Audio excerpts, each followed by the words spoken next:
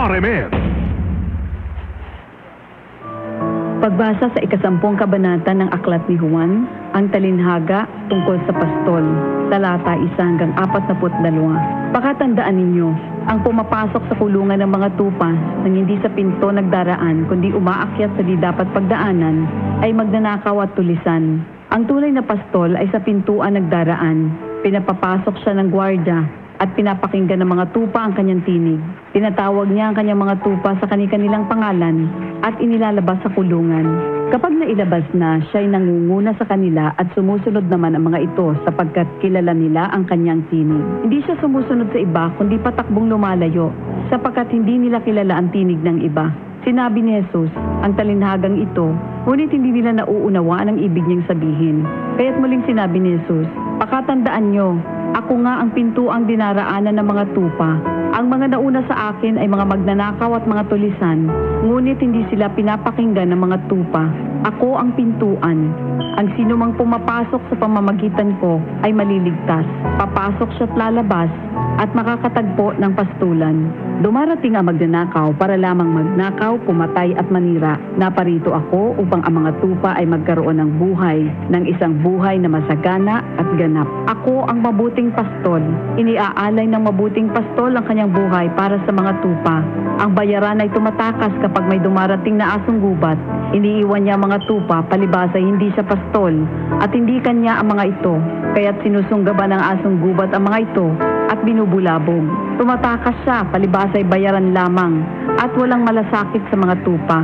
Ako nga ang mabuting pastol, kung paanong kilala ko ng Ama at siya kilala ko, gayon din naman, kilala ko ang aking mga tupa at ako'y kilala nila. At iniaalay ko ang aking buhay para sa aking mga tupa. Mayroon akong iba pang mga tupa na wala pa sa kulungang ito. Kinakailangan sila'y ipasok ko rin at papakinggan naman nila ang aking tinig. Sa gayon magiging isa na lamang ang kawan at isa ang pastol. Dahil dito'y minamahal ako ng Ama sapagkat iniaalay ko ang aking buhay upang ito'y kunin kong muli. Walang makakakuha ng aking buhay kusa ko itong ibinibigay. Mayroon akong kapangyarihang ibigay ito at kuning muli. Ito ang utos na tinanggap ko sa aking Ama. Dahil sa mga pananalitang ito, hindi na naman nagkaisa ng palagay ang mga Hudyo. Marami sa kanila nagsabi, talaga sinasapian na ito ng demonyo at nababaliw. Bakit ba kayo nakikinig sa kanya? Sinabi naman ng iba, hindi nakakapagsalita ng gano'n ng isang sinasapian ng demonyo. Nakakapagpagaling ba ng bulag ang demonyo? Taglamig na noon at kasalukuyang ipinagdiriwang sa Jerusalem ang pista ng pagtatalaga ng templo. At habang naglalakad si Jesus sa templo, sa portiko ni Solomon, pinaligiran siya ng mga Hudyo at sinabi sa kanya, hanggang kailan mo ba kami ilalagay sa alanganin? Kung ikaw nga ang Kristo, sabihin mo na ng tuwiran. At sumagot si Jesus, sinabi ko na sa inyo, ngunit ayaw ninyong maniwala. Ang mga ginagawa ko sa pangalan ng aking Ama ay nagpapatotoo tungkol sa akin. Ngunit ayaw ninyong maniwala sapagkat hindi kayo kabilang sa aking mga tupa. Nakikinig sa akin ang aking mga tupa. Nakikilala ko sila. Sumusunod sila sa akin. Binibigyan ko sila ng buhay na walang hanggan. Kailan may hindi sila mapapahamak at hindi sila maaagaw sa akin inuman. Ang aking Ama na siyang nagbigay sa kanila, sa akin, ay lalong dakila sa lahat at hindi sila maaagaw ninuman sa aking Ama. Ako at ang Ama ay iisa. Ang mga pinuno ng mga Hudyo muling dumampot ng bato upang batuhin siya. Kaya't sinabi sa kanila ni Jesus, marami akong mabubuting gawang ipinakita sa inyo mula sa Ama. Alin ba sa mga ito ang dahilan at ako'y inyong gustong batuhin? Sumagot ang mga pinuno ng mga Hudyo, hindi dahil sa mabubuting gawa kaya ka namin babatuhin, kundi dahil sa paglapastangan mo sa Diyos, sapagkat nagpapanggap kang Diyos, bagamat tao ka lamang. Tumugon si Jesus, di ba nasusulat sa inyong kautusan? Sinabi ko, mga Diyos kayo. Mga Diyos ang tawag ng kautusan sa mga pinagkatiwalaan ng salita ng Diyos. At hindi maaaring ipawalang bisa ang sinasabi ng kasulatan. Ako'y pinili at isinugo ng Ama. Paano ninyo ngayon masasabing nilalapastangan ko ang Diyos? Dahil sa sinasabi kong ako ang anak ng Diyos? O hindi ko ginagawa ang mga pinapagawa ng aking Ama? Huwag niyo akong paniwalaan.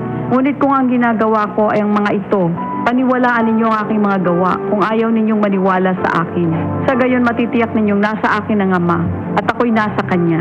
Kaya tinangka naman nilang dakpin si Jesus, ngunit siya'y nakaalis. Muling pumunta si Jesus sa ibayo ng Jordan sa pook na dating pinagbautismohan ni Juan. Habang naroroon siya'y maraming lumalapit sa kanya. Sinasabi nila, si Juan ay walang ginawang himala, Ngunit totoo ang lahat ng sinabi niya tungkol sa taong ito at doon maraming sumampalataya kay Jesus. Ito ang salita ng Diyos. 60 radio stations nationwide. 1,000 plus news anchors, commentators, and DJs nationwide. 5,000 plus reporters and correspondents nationwide.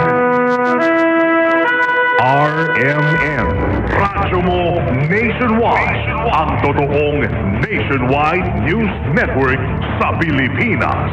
Sa Surigao, DXRS 918, Tatak, RMN, Radyo Mo Nationwide. We have come to the day's end. Let us rest from the day's work that we may awaken, refreshed and renewed. God, in your mercy, we have this time to rest. We thank you for your unfailing help and protection this day. Forgive us for our failings, for our selfishness towards one another, and open our hearts to forgiveness and reconciliation. Ease the burdens of the troubled, and bring joy to those in sorrow.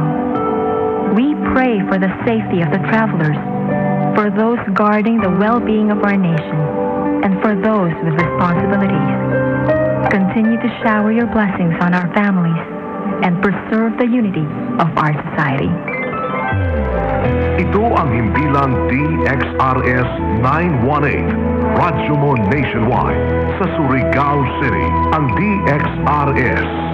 At may pahintulot mula sa National Telecommunications Commission. Ang aming studio at transmitter ay nasa 00176 RMN Building, Kilometer 1, National Highway, Surigao City. Ang aming pangkat teknikal, Desito Panyamogan, First Class Radio Telephone Operator with license number 1P7-24331. Ito ang himpilang DXRS 918 Radyo Mo Nationwide sa Surigao City. RMN, Radyo Mo Nationwide, RMN, Luzon, Visayas, Mindanao. RMN, RMN, Radyo Mo Nationwide.